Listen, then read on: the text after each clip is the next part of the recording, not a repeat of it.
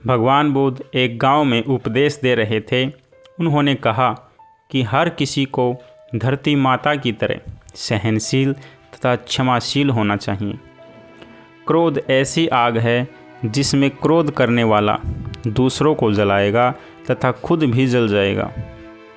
सभा में सभी शांति से बुद्ध की वाणी सुन रहे थे, लेकिन वहाँ स्वभाव से ही अति क्रोधी एक ऐसा व्यक्ति भी बैठा हुआ था जिसे ये सारी बातें बेतुकी लग रही थी।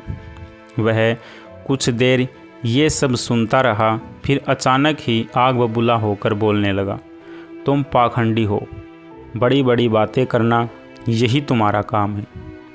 तुम लोगों को भ्रमित कर रहे हो। तुम्हारी ये बातें आज के समय में कोई मायने नहीं रखती। ऐसे कई कटु वचनों को सुनकर भी बुद्ध शांत रहे। अपनी बातों से ना तो वह दुखी हुए, न ही कोई प्रतिक्रिया की।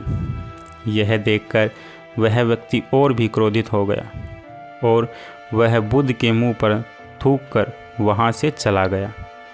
अगले दिन जब उस व्यक्ति का क्रोध शांत हुआ तो उसे अपने बुरे व्यवहार के कारण पछतावे की आग में जलने लगा और वह उन्हें ढूंढते हुए उसी स्थान पर पहुंचा जहां पर बुद्ध बैठे थे। पर बुद्ध कहाँ मिलते, वह तो अपने शिष्यों के साथ पास वाले एक अन्य गांव में निकल चुके थे। व्यक्ति ने बुद्ध के बारे में लोगों से पूछा और ढूंढते ढूंढते जहां बुद्ध प्रवचन दे रहे थे वहां पहुंच गया। उन्हें देखते ही वह उनके चरणों में गिर पड़ा और बोला, मुझे क्षमा कीजिए प्रभु। बुद्ध ने पूछा, कौन हो भाई, तुम्हें क्या हुआ है, क्यों क्षमा मांग रहे हो? उसने कहा, क्या आप भूल गए, मैं वही हूँ जिसने कल आपके साथ बहुत बुरा व्यवहार किया था। मैं शर्मिंदा हूँ। मैं मेरे दुष्ट आचरण की क्षमा याचना करने आया हूँ। भगवान बुद्ध ने प्रेम पूर्वक कहा, बीता हुआ कल तो मैं वहीं छोड़कर आ गया और तुम अभी भी वहीं अटके हुए हो। तुम्हें अपनी गलती का आभास हो गया, तुमने पश्चाताप कर लिया, तुम निर्मल हो चुके हो। अब तुम आज में प्रवेश करो।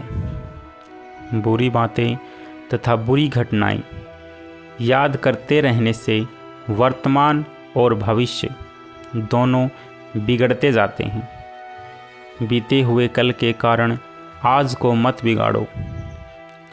उस व्यक्ति का सारा बोझ उतर गया। उसने भगवान बुद्ध के चरणों में पकड़कर क्रोध त्यागा तथा क्षमाशीलता का संकल्प लिया। बुद्ध ने उसके मस्तिष्क पर आशीष का हाथ रखा। उस दिन से उसमें परिवर्तन आ गया और उसके जीवन में सत्य, प्रेम व करुणा की धारा बहने लगी। मित्रों, बहुत बार हम भूत में की गई किसी गलती के बारे में सोच सोचकर बार बार दुखी होते हैं और खुद को कोसते रहते हैं। हमें ऐसा कभी नहीं करना चाहिए। गलती का बोध हो जाने पर हमें उसे कभी ना दोहराने का संकल्प लेना चाहिए और एक नई ऊर्जा के साथ वर्तमान को सुदृढ़ बनाना चाहिए। नमस्कार मेरे प्यारे दोस्तों, आपको यह छोटी सी कहानी कैसी लगी कृपया करके कमेंट बॉक्स में ज़रूर बताएं। तब तक के लिए आप सभी का बहुत बहुत धन्यवाद।